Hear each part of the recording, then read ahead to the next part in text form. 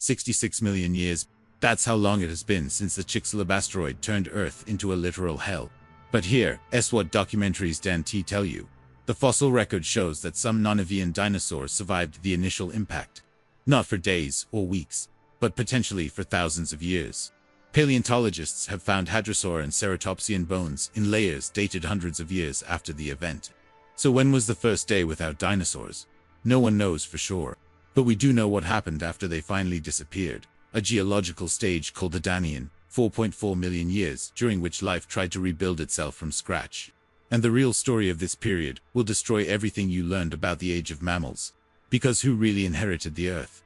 Spoiler, it wasn't the mammals. It was the reptiles. Again, after 3 years of perpetual darkness, like a full moon night that never ended, the light finally returned. But the Earth that reappeared was nowhere near the same. The forests of the Cretaceous were absurdly dense. Giant sequoias, ferns the size of buildings, and the first flowering plants created a canopy so closed that you could walk for days without properly seeing the sky. Now, a green desert. A single type of conifer, Classopolus, dominated entire landscapes.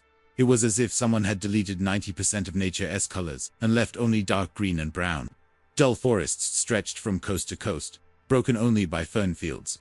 There was no diversity, only survival. But something fascinating happened soon after the impact.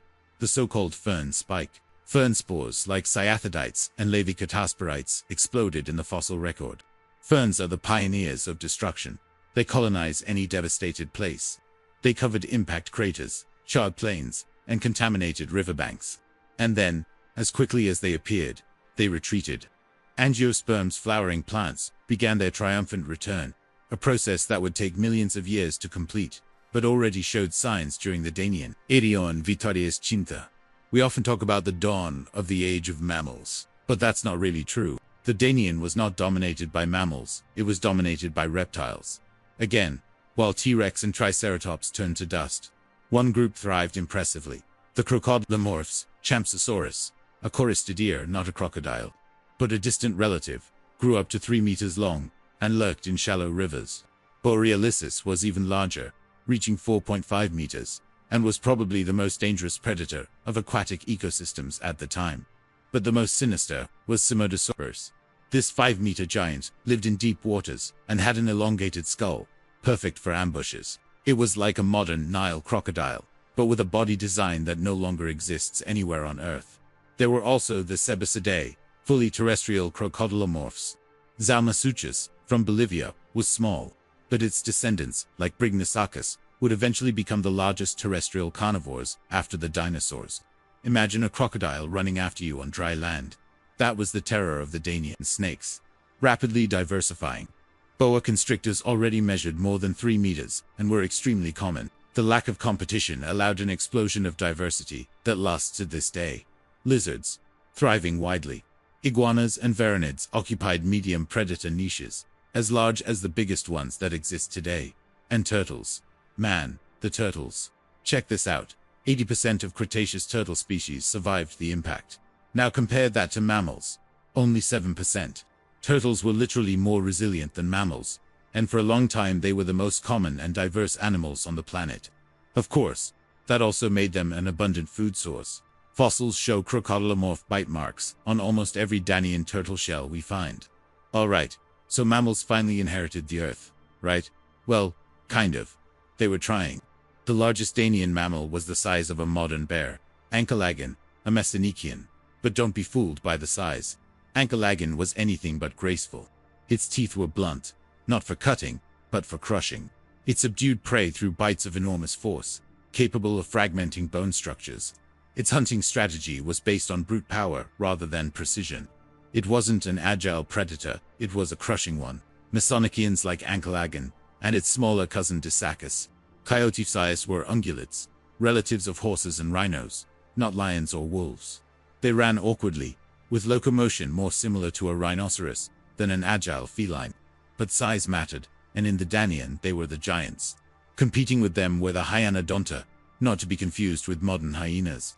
They were smaller hypercarnivorous placentals, about the size of a medium dog, but with exceptional smell and thin, sharp jaws. They were specialized trackers, while Mesonicians were basically tanks. In the end, hyanodonts would win this evolutionary contest, becoming super predators of the Oligocene, larger than polar bears. But for now, they were just supporting characters. And there was Purgatorius, a mouse-sized animal that lived in trees. It didn't look like much, but recently discovered ankle fossils show it had mobile joints, ideal for climbing, one of the earliest pieces of evidence for arboreal life in mammals. Purgatorius is probably the oldest known ancestor of primates, which means it's basically your 66-million-year-old great-great-great-great-grandfather. Oh, and there's another interesting mammal too, Arctosian Primavis. This 44-kilogram Arctosianid had a very strange anatomy. It was semi-arboreal, with curved claws and strong forelimbs for climbing, but also had a rigid skeleton and a powerful muscular tail. Paleontologists still debate whether it was carnivorous, omnivorous, or herbivorous. Its traits don't fit any modern mammal. It's like evolution was still running experiments. If you thought the land was strange, the oceans were even stranger. Mosasaurs extinct, plesiosaurs extinct, giant marine reptiles, all extinct. And in the vacuum they left behind, one group rose. Sharks. Lots of sharks. Of the 28 shark families at the end of the Cretaceous, only 3 went extinct. 25 survived, and they grew fast. Otodus, a mackerel shark, quickly reached sizes comparable to modern great whites. Less than 1 million years after the impact, there were not 1 but 2 Otodus species over 6 meters long, and possibly a third, Otodus obliquus, reaching 9 meters, rivaling modern orcas in size. They hunted sea turtles and large fish using serrated teeth that pierced shells like paper. But here's the thing, a changing of the guard was happening among sharks. During the Cretaceous, mackerel sharks dominated, large, fast apex predators. But in the Danian ground sharks, bottom-dwelling sharks like modern gray sharks began to proliferate. Why? Because the oceans were now dominated by percomorphs. Fast, diverse, bony fish. Ground sharks are better hunters of agile fish, while mackerel sharks prefer larger, slower prey. It was an evolutionary tactical shift. There was also Etophodon, a giant chimera measuring 3.43 meters, larger than a Goliath grouper. Chimeras are bizarre cousins of sharks and rays, with permanent dental plates instead of replaceable teeth. Etophodon probably ate everything: hard-shelled mollusks, fish, smaller sharks, and even scraps of marine reptiles. For a time, it was one of the main ocean predators. But unlike sharks, Etophodon couldn't regenerate its dental plates. When they wore down too much, it starved. That sealed its fate. For 170 million years, ammonites' spiral-shelled cephalopods ruled the oceans. On the day of the impact, they all died. Or did they? Fossils found in Denmark and New Jersey showed that at least one genus survived bactelids. They weren't large or impressive, but their existence for up to 500,000 years after the impact challenges everything we thought we knew about the KPG extinction. How did they survive? No one knows. They were like ghosts of the Danian oceans. You'd expect me to talk about birds now, right? Birds inheriting the skies from the pterosaurs. Wrong. The sky was basically empty. Contrary to popular belief, only a small handful of birds survived the impact. They were injured, hiding, trying not to starve. It would take 15 million years, not thousands. Millions for birds to recover their diversity and truly dominate the skies. So who controlled the skies during the Danian? Insects, and not many of them either. Most were wiped out as well. But among the survivors, one group stood out. Butterflies. Yes, butterflies.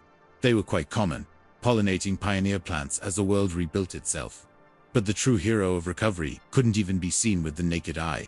It was microscopic. Foraminifera single-celled organisms with shells were devastated by the impact. More than 90% of planktonic species disappeared. But one survived. Globigerina eugubina. This pioneer foraminifer repopulated the oceans almost alone for a time, forming the base of the marine food chain. Without it, marine recovery would have taken much longer. About 4 million years after the impact, around 62.2 million years ago, something disturbing happened. The latest Danian event, or it was the first hypothermal event of the Cenozoic, a sudden global warming of 2 to 3 degrees Celsius that lasted about 200,000 years. Ocean and surface temperatures rose together, and the oceans aspired. 2 negative carbon-13 excursions indicate massive carbon release into the atmosphere, possibly from volcanism in the North Atlantic igneous province or extreme orbital changes. The LDE didn't cause a mass extinction like Chicxulub, but it drastically reshaped ocean communities. The foraminifer Primurica disappeared, replaced by Morozovella, adapted to warmer waters. And interestingly, the LDE is basically a preview of the global warming we're causing today, a warning from 62 million years ago. The Danian lasted about 4.4 million years, a geological blink of an eye. By the end of it, Earth had changed again. Diverse forests returned.